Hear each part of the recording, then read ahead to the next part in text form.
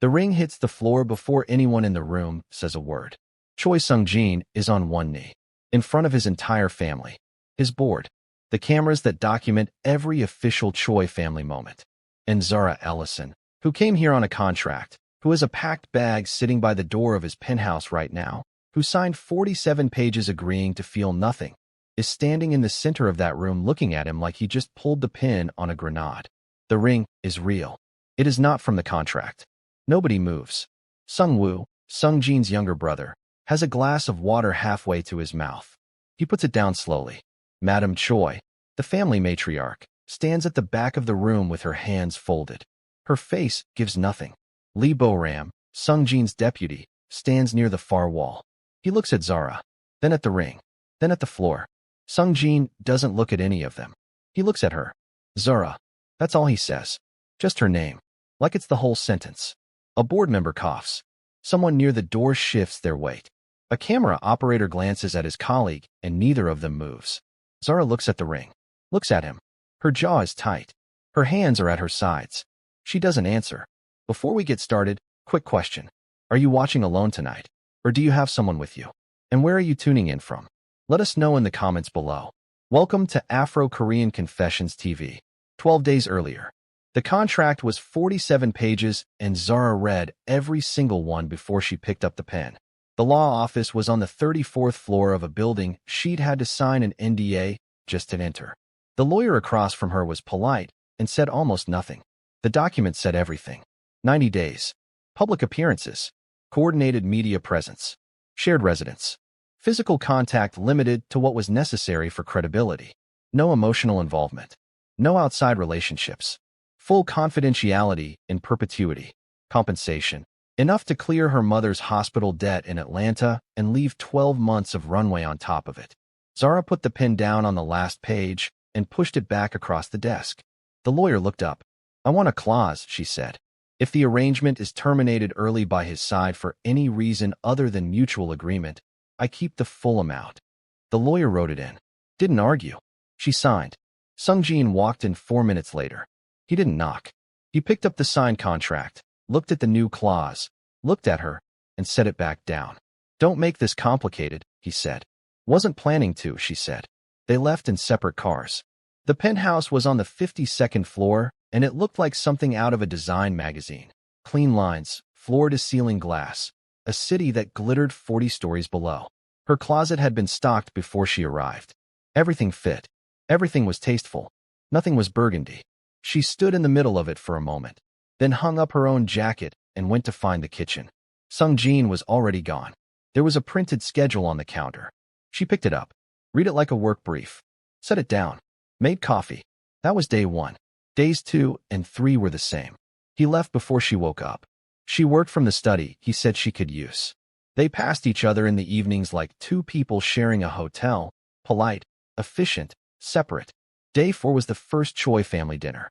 Zara wore black, hair pinned up, posture that said she belonged in every room she'd ever walked into. Sung-jin met her at the front door of the penthouse, looked at her once from collar to heel, and said nothing. He offered his arm. She took it. The Choi estate was the kind of old money that didn't need to announce itself. They walked in, and the room adjusted around them. Conversations dropping half a register, heads turning without turning. Zara felt every eye and looked at none of them. Madam Choi took both her hands at the entrance. Soft grip, warm smile, eyes that were doing a full background check in real time. We've heard so much about you, the older woman said. All good things, I hope, Zara said. Of course, Madam Choi said, still smiling.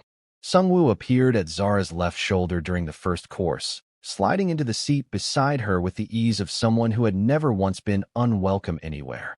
He's never brought anyone to one of these, he said, low enough that only she heard it. Not once. You must be something. Or the timing worked out, Zara said. Sung-woo smiled. Sure. Across the table, Sung-jin watched the exchange for exactly 2 seconds. Then he looked back at the board member he was talking to. His expression didn't change, but he moved the conversation closer to Zara's end of the table without making it obvious. She noticed. She didn't say anything. On the car ride home, they sat in silence for 6 blocks. Then Sung-jin said, looking straight ahead, You did well. I know, she said. He glanced at her. Something moved behind his eyes and was gone. She looked out the window at Seoul passing in the dark. Neither of them said anything else. But she didn't move to the far side of the seat either. And he didn't ask her to. That was day 4. And already, without either of them agreeing to it, the distance between them was shorter than the contract required. Days 5 and 6 were press appearances, a charity luncheon, a photo opportunity outside the Choi Group headquarters that lasted 40 minutes and required Zara to hold Sung Jin's hand in front of 12 cameras while smiling like it was the most natural thing in the world. It was the most natural thing in the world. That was the part she didn't examine. The photographers called her name like they already knew her. She smiled. Sung Jin stood close, closer than necessary. And once, when a reporter pushed through the barrier and got too near, his hand moved to the small of her back before he'd made a conscious decision to put it there. She felt it. He felt her feel it. Neither of them moved away. That night she sat on the kitchen counter eating leftovers at 11 p.m. because she hadn't eaten since morning and the housekeeper had gone home. Sung Jin came in, saw her, opened the refrigerator, and pulled out the same container without asking. He leaned against the opposite counter. They ate in silence. It wasn't uncomfortable silence. It was just quiet. Two people in the same kitchen at the end of a long day. He refilled her water without being asked. She noticed. Didn't comment. That was day 6. Day 7 was a Sunday. No appearances. No schedule on the counter. Zara worked from the study. Sung Jin was somewhere in the penthouse. She could hear him on calls through the closed door of his office, his voice low and controlled, the cadence of someone who had been managing serious things for a very long time. She was reviewing a routine filing for one of her own clients when a secondary document loaded on the shared network drive. A misfiled compliance report, automatically routed to the wrong folder by a system update she could see in the metadata. She almost closed it. Then she read the first line. She read the whole thing. Twice. Then she printed it, folded it, and put it in her jacket pocket. She went back to her own work. Finished it. Closed her laptop. Cooked dinner, something simple, rice and whatever protein was in the refrigerator, and set 2 plates on the table. Sung Jin came out of his office at 8 p.m., saw the plates, and stopped. You cooked, he said. There was food, she said. Sit down. He sat. They ate. She waited until he was halfway through before she reached into her jacket pocket and put the folded document on the table next to his plate. He looked at it. Didn't touch it yet. Looked at her. Read it, she said. He unfolded it. She watched his face. He read it once, and his expression went completely flat. Not blank, flat. The particular stillness of someone absorbing something they already feared was true. He set it down. How did you find this? He said. Misfiled on the shared drive. System update rerouted it. Did you copy it anywhere else? Just the one print. Right here. He picked it up again. Read it a second time. The document showed internal fund redirections inside the Choi Group's primary holding division, Sung Jin's division. The amounts were small enough to move under most automated audit thresholds. The pattern ran back 14 months. The authorization signature on every single transfer belonged to Lee Bo-ram. This has been running for over a year, Zara said. Yes. Bo-ram. Yes. Did you know? He was quiet for a moment. I suspected. 3 months ago. I had nothing solid. You have something solid now. He looked at her across the table. Not the way he looked at her in public. Measured, deliberate, performed. This was direct. Like he'd dropped something he'd been carrying. Why did you bring this to me? He said. It wasn't really a question. Because it's yours, she said. What you do with it is your call. He folded the document and held it. Outside the floor-to-ceiling windows, Seoul moved and glittered and didn't care about any of it. I'll make a call tonight, he said. Don't use your regular phone, she said. He looked at her. Whoever is feeding Bo-ram information, she said, has been doing it for 14 months. Which means they're patient. Patient people watch the small things. Sung Jin put the document in his inside jacket pocket. Stood up. Cleared both their plates without being asked. She watched him do it. He was at the sink when he said, without turning around, "Thank you." "Don't thank me yet," she said. "Thank me when it's over." Days 8 and 9 were quiet. Too quiet. The kind of quiet that comes right before something breaks. Sung Jin was moving carefully. She could tell by the way he handled his schedule, spacing his calls, varying his routes. He was a man who had just realized his perimeter had been compromised and was recalibrating without showing it. She respected that. They had dinner together both nights. Not by arrangement, just by the pattern that had developed without either of them designing it. On day 9, he asked her about Atlanta. Not about her background, not about how she ended up in Seoul, just Atlanta. What it was like. She told him about her mother's neighborhood, the way the summers felt, a specific diner she went to every time she flew home. He listened without interrupting. She asked him nothing back. But when she stood up to leave the table, he said, I grew up in this building. Different floor. My father owned the whole tower. She stopped. I've never lived anywhere else, he said. Like it was something he'd never said out loud before. She stood there a moment. Then, that explains a lot. He almost smiled. The closest thing to it she'd seen. She went to bed thinking about a man who had never lived anywhere but the top of a tower and somehow still didn't know what to do with someone choosing to stay. That was day 9. The photos dropped on day 10. The photos were everywhere before 6 a.m. Sungjin, outside a private building on Mapogu. 11:47 p.m. A woman beside him, not Zara, caught mid-laugh, close enough to read as intimate. The angle was deliberate. Whoever took it knew exactly where to stand. The headline on the biggest Korean entertainment site read, CEO's new foreign wife, already left behind? Zara saw it on her phone, sitting on the edge of the bathroom sink. She read the article once, put the phone face down, finished brushing her teeth. She walked out to the living room. Sungjin was already up, already dressed, standing at the window with his phone to his ear. He ended the call when he saw her. They looked at each other across the room. That was a meeting, he said. Private investigator. I hired her 3 days ago. I know, Zara said. He waited. You changed your route on day 8, she said. You started varying your call times. You weren't running from the press. You were running a counter-operation. Mapogu is off your normal grid. It was a clean meeting point. He studied her. You put all that together. I'm a legal consultant, she said. Reading patterns is the job. His phone started ringing again. He silenced it. My mother has called 4 times, he said. The board chair twice. My PR team is outside the building. What do you want to do? She said. The gala is tonight, he said. Choi Group anniversary. We're expected. I know. If we don't show, we're showing, she said. He looked at her. Zara, I'll be ready at 7, she said. Don't cancel anything. She went back to the bedroom and closed the door. By noon the story had metastasized. 3 more outlets picked it up. 2 international feeds. Someone had sent the photos to a gossip account with 4 million followers, and the comments were running in 2 languages. Zara's name was in all of it. Her photo, pulled from the board dinner, the one where she was laughing at something Sungwoo said, was cropped and reposted next to the Mapogu photos like a before and after. She didn't look at any of it after the first read. At 4 p.m., she was in the bathroom doing her hair when the bedroom door opened. Sungjin stood in the doorway in his dress shirt, no jacket yet, watching her work the pins into her hair in the mirror. You don't have to do this, he said. She met his eyes in the mirror. You said that already. I mean it. So do I. She pushed the last pin in.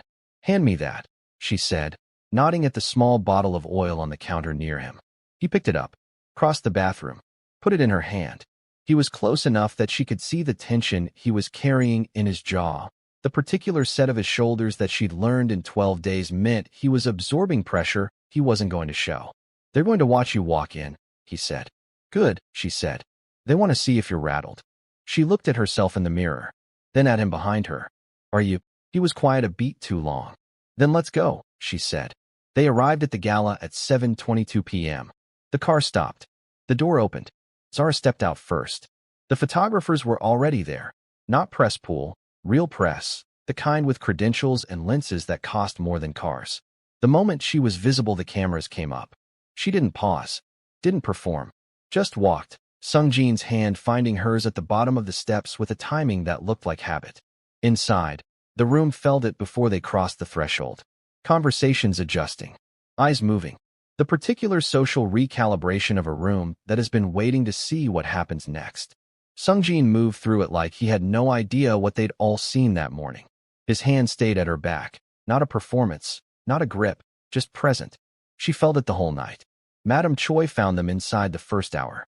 She kissed Zara on both cheeks and held her hands the same way she had at the first dinner.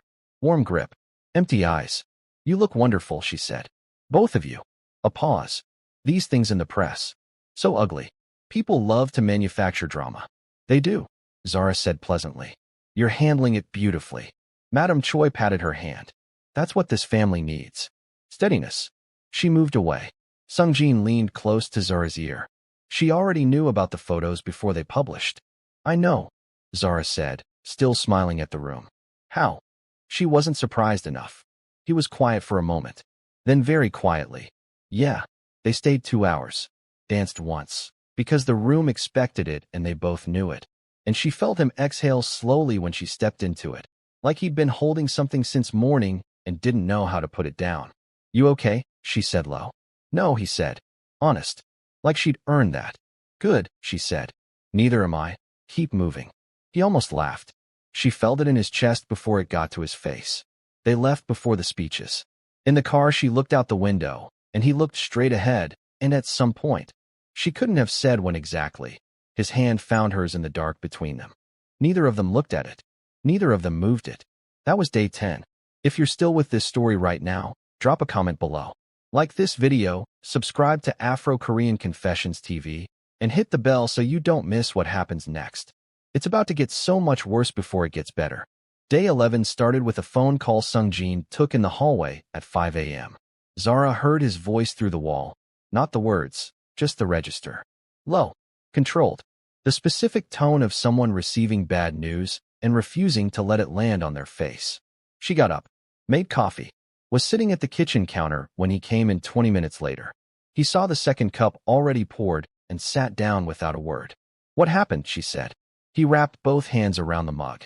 The investigator found the source of the photos. It wasn't a freelancer. It wasn't a fan. She waited. It came from inside the company, he said. Someone on the internal communications team pulled my location data from the building security system and fed it out. The woman in the photo is the investigator. They knew about the meeting before I took it. Zara set her mug down. They're inside your operation. Yes. Which means Boram isn't working alone. No. How many people do you trust completely? She said. Inside your team. Right now. He thought about it. That he had to think about it told her everything. 3, he said.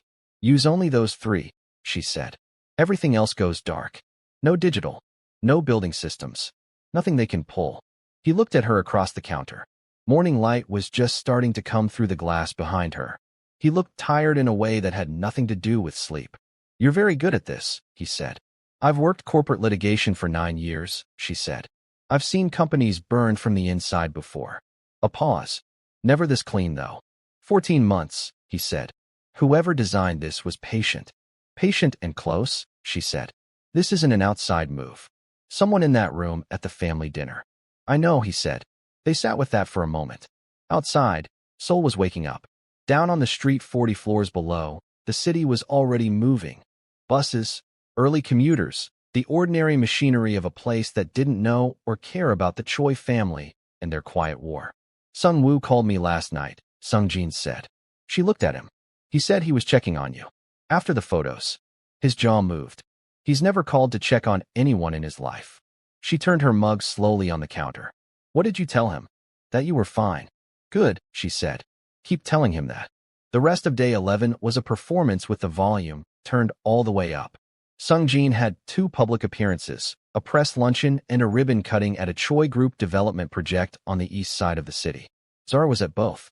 She smiled for every camera and answered every reporter who got close enough with the particular warmth of a woman who found the whole media circus mildly amusing rather than threatening.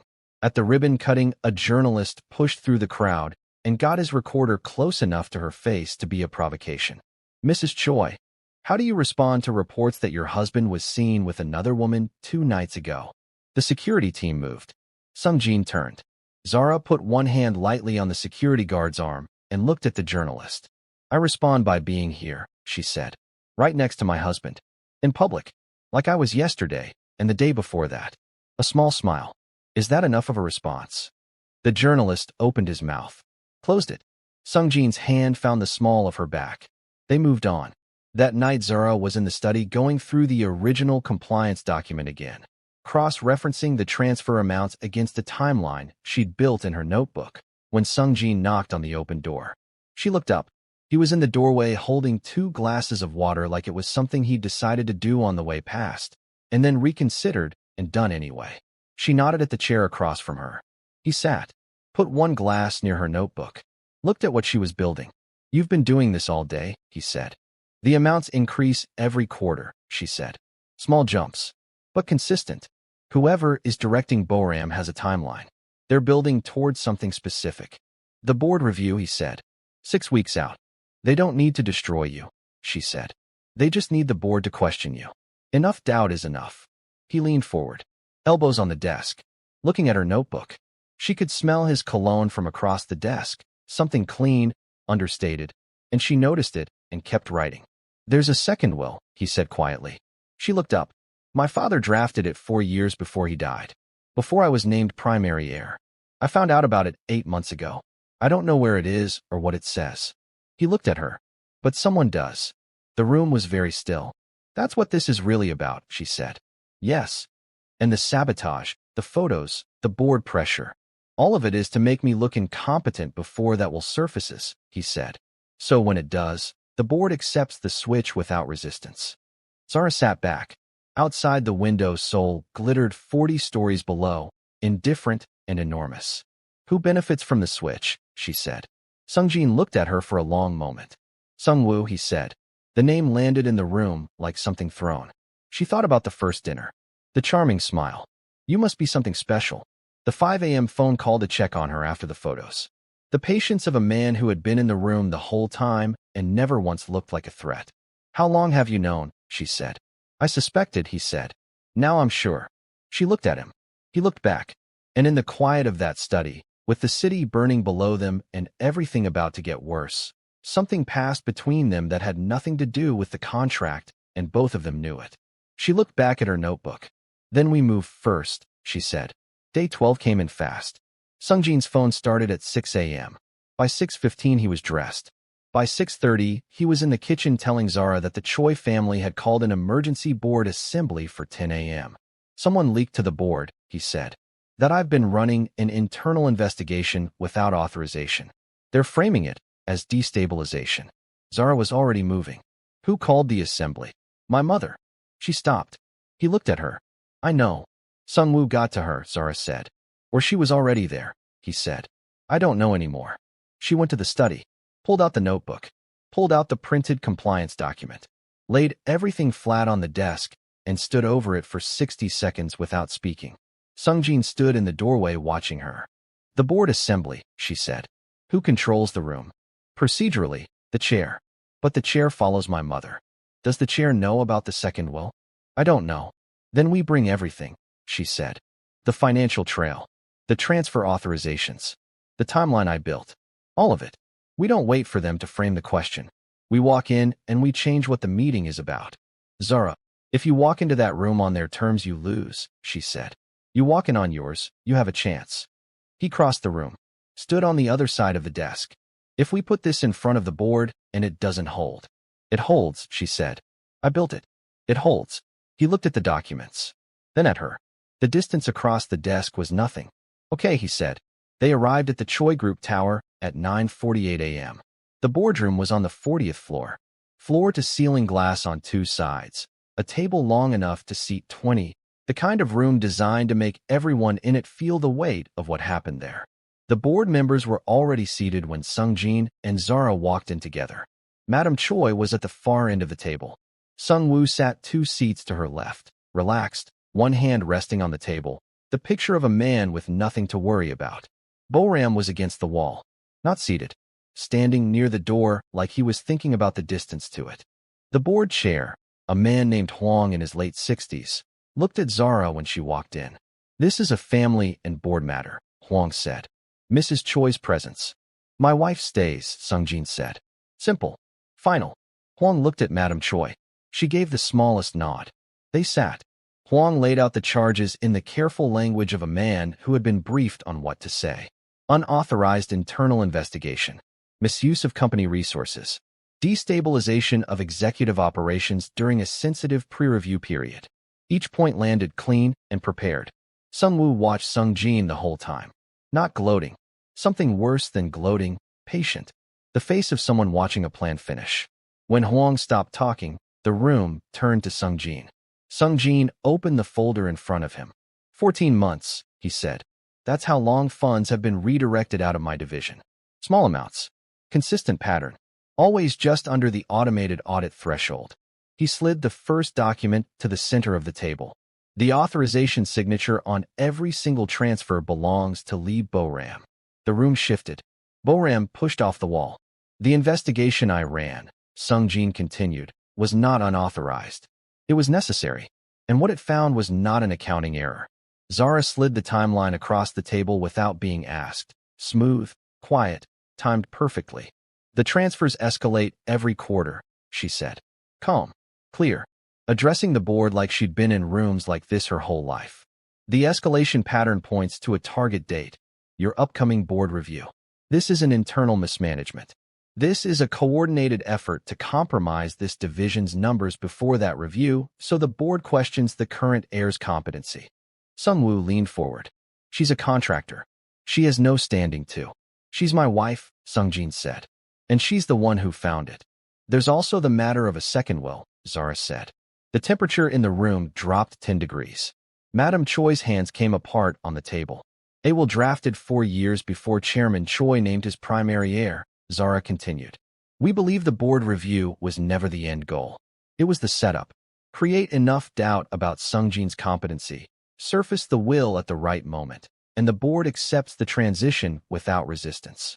Huang looked at Madam Choi. Madam Choi looked at Sung Woo. Sung Woo looked at Zara. And Zara looked back at him with the particular steadiness of someone who has already decided they're not moving. Boram walked out of the room. Nobody stopped him. That told the board everything. What happened next took 11 minutes. Huang called a recess. 3 board members pulled Sung Jin aside. 2 others left the room entirely. Sung Woo stood up, said nothing, and walked to the window with his back to the room.